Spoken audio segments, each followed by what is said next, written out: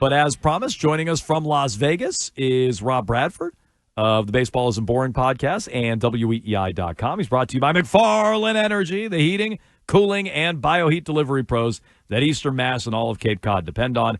McFarlandEnergy.com. Rob Bradford, how we doing from Vegas? It's been a while out there in Vegas. Man. How you doing? Yeah, you know how it is. You don't want to spend too long here.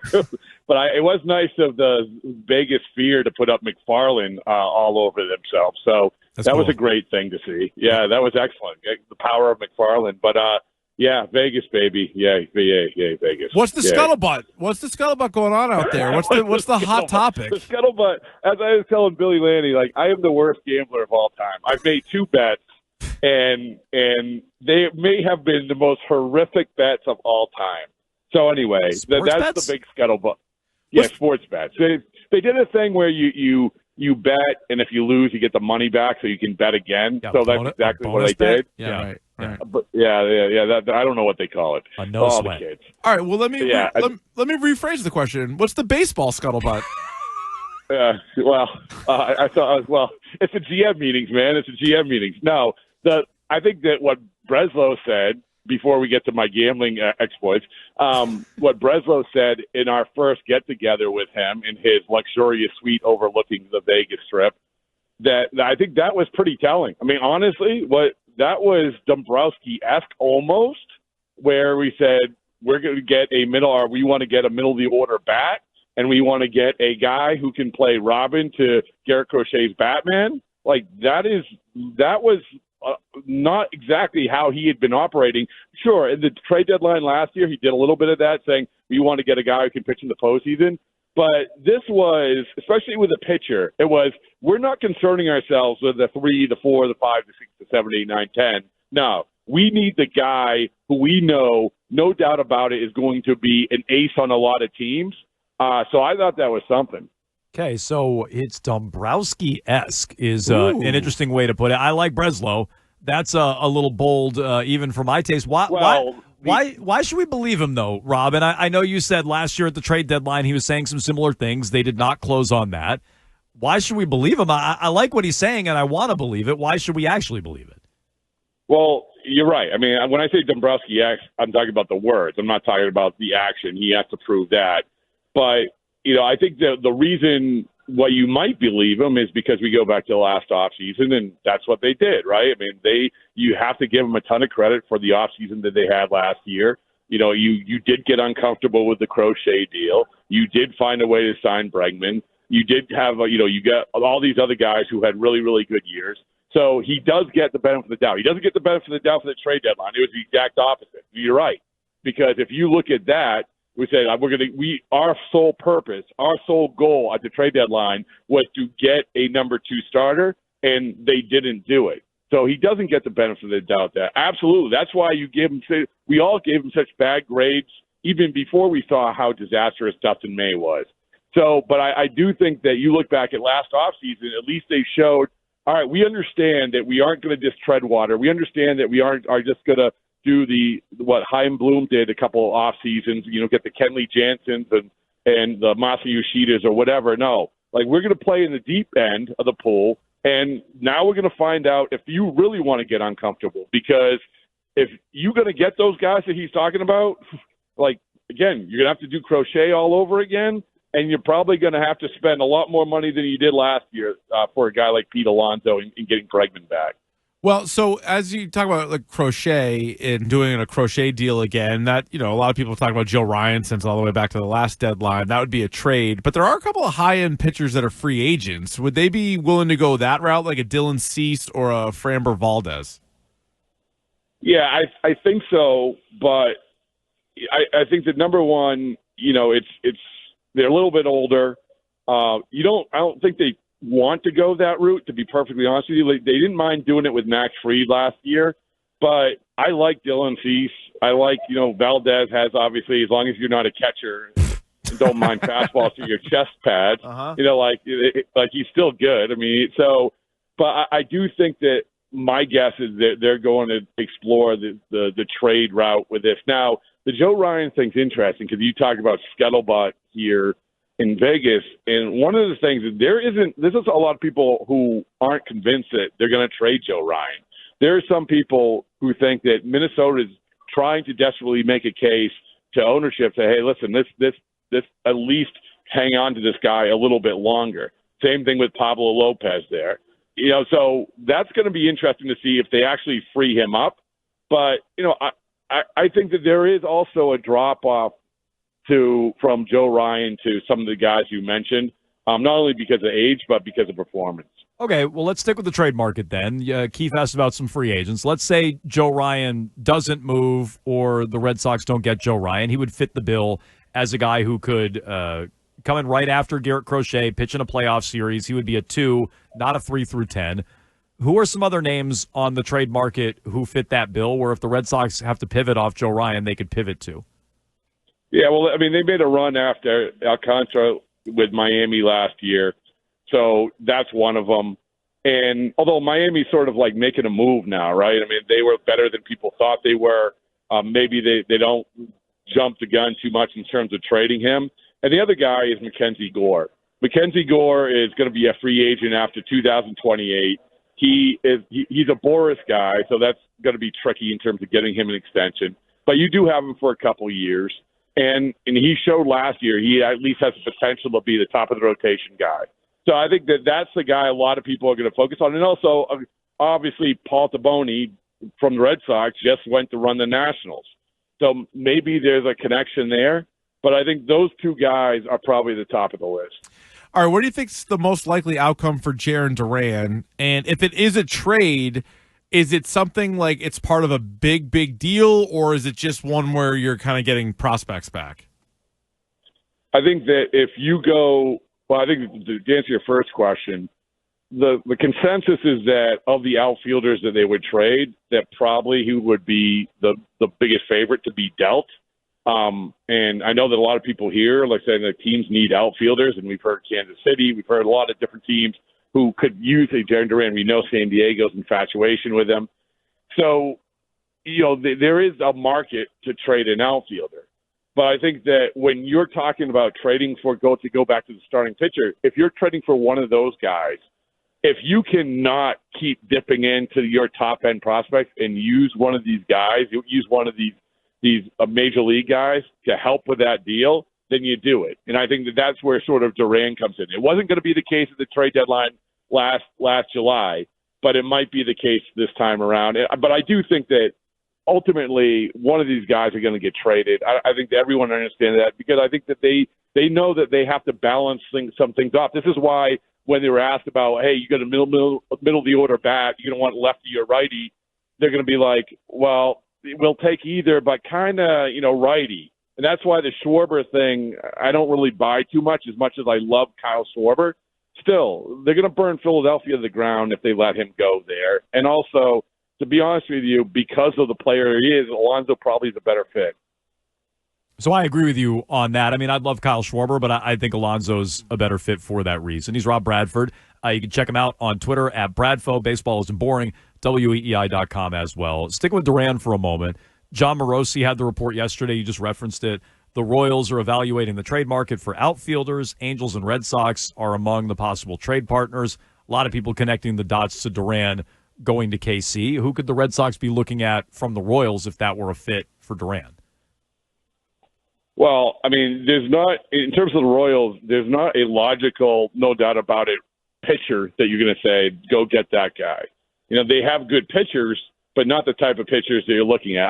I'll come back to Breslow's comments with it. In another world, you would say, oh, yeah, you have some of these guys who are decent pitchers, but they're going to slot in at 3 and 4. It even goes back to the Giolito thing, right? Like, I think that, Rich, you know this. We all wanted Lucas Giolito to stick around forever. Absolutely. Come on. But especially after you hear what they're prioritizing, you're like, well, that's why they didn't want to keep him around, because I think they view him as a 3 or a 4 or a 5. And so to answer your question, I think that's the problem, is that you have these guys with, the Angels or the Royals or whoever, like there's not a logical, that is the starting pitcher you're going to get. Now, like they could turn around and do the whole Quinn Priester thing where we're going to trade this major leaguer for a single A guy, and we'll see in a couple of years, and we're going to show everybody, say, hey, look how smart we were. I don't know. But I just do think that if you're going to trade Duran and you know that you need these two things, which are going to get uncomfortable, that you probably use him for that. All right, as of November 12th, what do you think is going to happen with Alex Bregman? I think there's not a great chance, less than 50% chance that I think he comes back. Oh, I don't know why. Wow. Yeah. I mean, I think that he's going to find much more of a market than he did last year. And I think the Red Sox are probably going to play chicken with him like they did last year, which worked out for them. But now you're hearing teams like Philadelphia get in the mix, and without the qualifying offer attached, you have the comp of the Matt Chapman contract, so it's not like you can't get his 6-year deal. I mean, Matt Chapman got it at almost the exact same age. So I'm just a little wary that the Red Sox are going to play chicken like they did last year, and they're gonna, and then Bregman's going to say, well, you know what? I didn't have to rely on Detroit. I didn't have to rely on Kansas City. I can rely on Dave Dombrowski or another big market team. So that's why I say I still think that obviously there's still a strong chance he comes back. But once you get other teams involved for this guy at that price, you have to either say, this is what we value at and we're willing to pay you, which they didn't last year, or you're going to be willing to let him go. Okay, so less than 50% he's back, which I don't love hearing. So to me, Alonso and Schwarber are in like a separate bucket. Those are guys you needed anyway, even with Bregman back. How do you replace Bregman?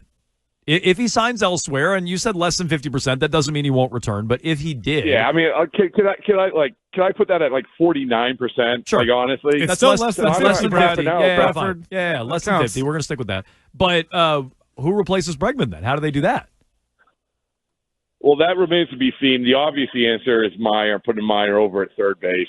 And that's another thing that we heard a lot of up in Breslow's Majestic Suite, how Meyer is getting bigger and stronger and bigger and stronger, and this is going to really help him. And yeah, I mean, so great. I mean, like he's defensively, there's no doubt he can play there. But it comes back to you have to find a middle of the order.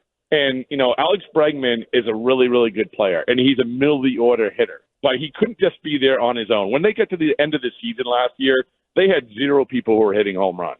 And I don't know if you know this, but that's how you win in the postseason. Like, these teams showed you hit home runs, and they didn't have anyone to do it. So I think that you need Bregman. You need somebody other than Bregman to actually give some punch there, much like thou who shall not be said, Rafael Devers, along those lines. But, I think that not only do you have to replace him at third, but you have to replace that bat along with, by the way, Alonso. Like, if you get Alonso, fine. But I still, to your point, and I don't have to say they're going to trade this guy, they're going to go get this guy to replace Bregman, but you've got to find someone who can at least be representative in the middle of the order if you do replace Bregman. Trevor Story opted in, which is good for the team. Would he move over to second base, though, and say you went out and got like a Bo Bichette to play short? Would Story be willing to play second? He was good defensively, kind of until he wasn't. And he was really good at second his first year when he was teammates with Bogart. So would that be on the table for him to move off of shortstop? Yeah, this was like Devers all over again. The comments from Breslow. We're like, well, you can go to a baseball savant and see a lot of blue defensively, but we're still going to put him out there. We believe in him. He's going to get better and all that. But they're digging in. They're saying Trevor Story is our shortstop. We're not moving him off there. We think that there's a stability factor. That's all well and good. But, you mentioned Bichette, and I actually think, when you talk about if you want to actually go hard or go home, you go after Bichette as well. And I'm not talking about for shortstop. And I talked to a team yesterday who really, really need a shortstop. I said, does that mean you're interested in Bichette as a shortstop? And the answer was, do you think he's a shortstop? So I think that's really like the prevailing thought, that if you get a Bichette, it's a second or third kind of element. And honestly, like much like Alonso, that's not a bad thing. That's a good fit for the Red Sox. It's going to cost you a crap load of money, but still, I mean, he's a good hitter who obviously showed that he can do it on the big stage. So, yeah, to answer your question, though, Story's going to stay at short for now. They're going to figure it out around him. Yeah, I mean, look, it's going to cost them a crap load of money, but they ditched the Devers contract, and if they're not re-signing Bregman, they should have a lot of it to spend. True. What about Murakami? I don't know if he's a third baseman or a first baseman. It sounds like probably more realistically coming over from Japan. Will the Red Sox be players for him? Yeah, I talked to a guy who has seen him a lot, or a guy from another organization. He said there's no chance he plays third base. Like, he's not playing third base. And so, okay, now you're talking about a left-hand hitting first baseman who the concern with him is that, his batting average against balls or pitches over 93 miles an hour is putrid. And maybe they say, well, that's okay. His upside, his potential, we're going to change this and change that, and he'll be the power hitter that we hope he will. I mean, I think that's a pretty risky thing because we've seen what happens when you sort of put those eggs in the basket with Yoshida and not having proof that he can do it in the major league level. But, you have to throw him in the bucket there because he hits home runs and he's a power hitting guy who's going to play for the corner. And Okamoto is another guy who can play third base but doesn't have the upside of Murakami. So, again, two guys you're going to hear about related to the Red Sox. But for me, I'd rather go with sort of the certainty that with, a Bichette or Alonso or someone like that. We heard a report earlier in the week that Skubal and Skeens not getting traded. Neither one's getting traded. I guess some of the latest rumors are someone out of Skeens' camp is saying he wants to go play for the Yankees or whatever. So would you put it at 0% that either one of those guys gets dealt, or is there a chance that something happens and we get like this massive blockbuster somewhere? No, 0% on Skeens. Okay. And, I talked to Sherrington yesterday. He had a really good quote about, I was like, what are those calls like? He's like, usually they last a second and involve me saying, I'm not doing it. Mm-hmm. And so, but he's taking calls, though. He is taking calls on Skeens. Well, they last a second. I mean, I take spam calls. Too. They last a second. It doesn't mean like I'm engaging in conversation. So, I think that Skeens is 0%. I won't buy that there's a no-go on Skubal until he shows up to camp. Yeah. I think that's a tricky one, though, man. Like, that's Soto all over again. He's not signing an extension with you. This isn't Crochet. He has 1 year left. You're going to have to give up a crazy amount for him. If you want to make a run with 1 year with Tarek Skubal, then go for it. But he's a Boris guy. He's just not signing an extension. Mm-hmm. So, I everyone would love Skubal, but for what you have to give up to get him, probably, I don't know. I would rather go the Mackenzie Gore, Joe Ryan route. Okay. He's Rob Bradford. You can check him out at Bradfo on Twitter. Listen to Baseball Isn't Boring on the Audacy app. And he joins us frequently here on Jones and Keefe as well. Bradfo, enjoy what's left of Vegas, and we'll talk to you soon. Thanks, guys. I'll enjoy the recycle there for another day and then head home. Very good. So I appreciate it. Thank you. All right, thanks, Bradfo. A couple of names that he mentioned there. And he thinks the door is more ajar on Skubal than Bob Nightingale, who said it's not happening. Yeah, I'd be flabbergasted if Skeens got traded. I don't think that's going to happen. But that's how it starts. The player wants out. You got to start to think like we're not going anywhere. But the team sucks. But if Detroit can't pay him and you can get a haul, you just heard why he would get dealt. Yeah. So and that doesn't mean the Red Sox would get him, but that's interesting. The two names he brought up for the Red Sox, because we talk about Joe Ryan all the time. I think fans have wrapped their heads around Joe Ryan and how it would look like, and that's a name a lot of people want, similar to Alonso and Schwarber. But, like, what's after that if Ryan doesn't get dealt or if they got to pivot because somebody else beats them to it? The two names he highlighted, Mackenzie Gore. I would take Mackenzie Gore. And Sandy Alcantara. Yeah, so a couple years ago, Sandy Alcantara was nasty, right? And then he wasn't as good. Correct. Or was it 3 years ago? He had like a filthy year. I was looking at Gore's numbers. Alcantara won the Cy Young in 2022. That's what it was. Last year, his ERA was 5.36. The year before was 4.14, and then he got hurt, sandwiched in the middle. So he was coming back from an injury last year. Gore's pretty young. I think Alcantara was pretty good down the stretch. I think Gore's best is in front of him. He is a big strikeout guy, and career ERA of 4.19, so nothing amazing. Well, and I was just going to say, even last year, his All-Star year, and he had a ton of strikeouts. You're right, 185. Yeah, he and punches almost guys 160 innings. His ERA was 4.17. Yeah. No, but I don't think he's going to cost you like an arm and a leg. But I think he could come in and he has the upside to be your second best starter. And he would be 27 on opening day. Yeah, Alcantara's going to be 30. And so Joe Ryan's probably. Ooh, good question. Where's Joe Ryan at? 29 would be my guess. Yeah, I think Joe Ryan's probably the most consistent. Probably in the middle out of all those guys. Joe Ryan will be 30 in June. Okay. So Sandy in the last month of the season had 5 starts, was 4-1 with a 3. Got better. I think he had a real good stretch to finish the year. That's true, but like you're gonna put all your eggs in that. Honestly, I guess what I'm trying to say is Gore's younger and was an all-star last year. Maybe that's interesting. That feels like a pretty big drop from Joe Ryan to the other names to me. Yeah, I think so. Like, are those guys definite number twos? They pitch poorly. That's what we're gonna call them. Are they a definite number 2 starter? In the American League? I don't think so. No, I mean, either. Bayo didn't end great, but the way Bayo pitched last year, they might not have been better than Bayo.